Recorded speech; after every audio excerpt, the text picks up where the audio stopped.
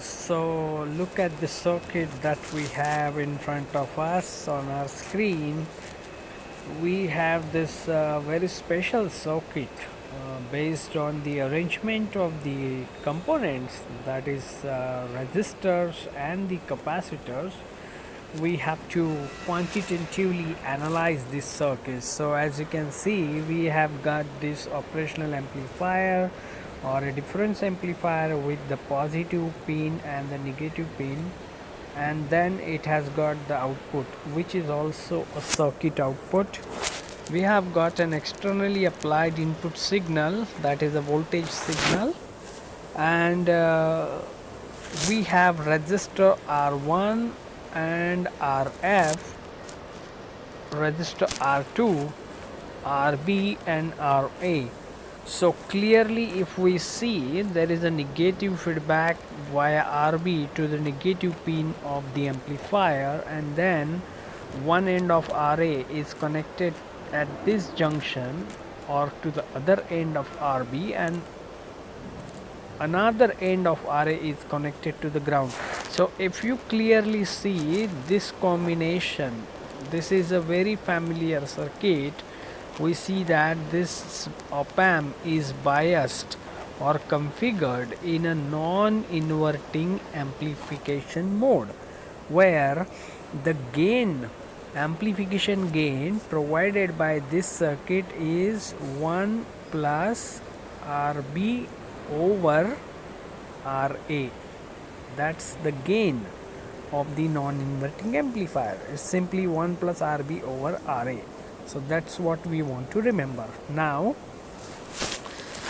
we see that we have got this input signal, and we also say that we have got this output signal right here. There are two capacitors, and there is this positive feedback.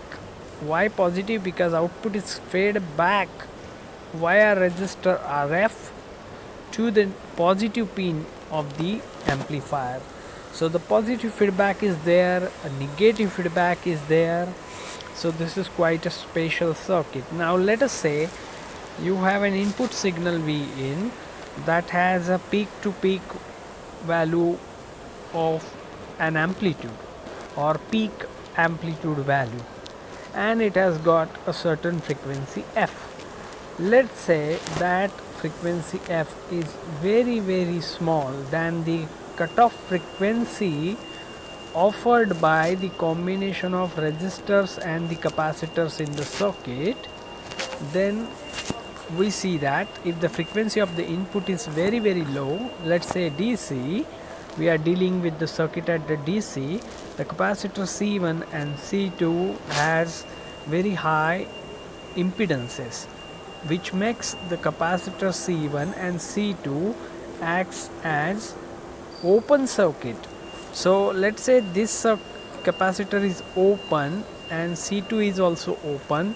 So obviously there is no current flow through the C1 and there is no current or signal flow through C2.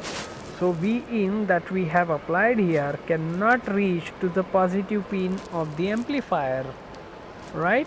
So in that case the output voltage is 0. So we've got this analysis. Let's say the input signal frequency is very high than the pole frequency formed by the combination of capacitors and the resistors in the circuit. So if the frequency is extremely high, the impedances of C1 and C2 are very low. In that case, capacitor C1 and C2 acts as short. So here is a short, here is a short. So obviously your input signal is likely to reach to the positive pin. However, since the C1 is short, your input is connected to the ground, and output again now in this case is equal to 0, right? Next situation.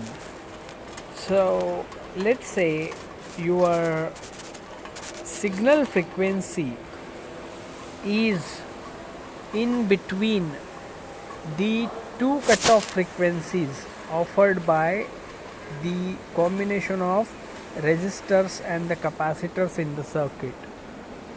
I repeat, if the signal frequency of V in is in between the two cutoff frequencies offered by the combination of C1 and resistors C1, C2 and resistors R1, RF and R2 in the circuit, we see that your input reaches to the positive pin, because in that case the impedances of the capacitors are equal to the resistances offered here. In that case, V in can reach to the positive pin of the amplifier, and output then is given by this formula, that is VO will be equal to 1 plus RB over RA times VI, where VI is the voltage that reaches this node right here. So the frequency response of this circuit can be drawn like something like this. Let me draw it. The frequency response of this circuit can be drawn something like this. So this point is when the frequency is very low, so the output is 0. So here you say that the output VO is 0. Here the frequency is very high, the output is again 0. However, at two cutoff frequencies, at this point and at this point, your gain is constant, and that gain is given by the gain of the non-inverting amplifier that we have discussed. So this is clearly a response of a band pass filter. Okay, so hope you found this module useful. If you have some opinion and comments about the explanation of this module, put your answers and comment in the comment sections, and also try to obtain the transfer function by applying the KCL at the different nodes. For example, node here, you can apply the KCLs and derive the expression of V out divided by V in. That will be the transfer function. But in this case, we have quantitatively analyzed the behavior of the circuit, and we found the circuit behaves as a band pass filter.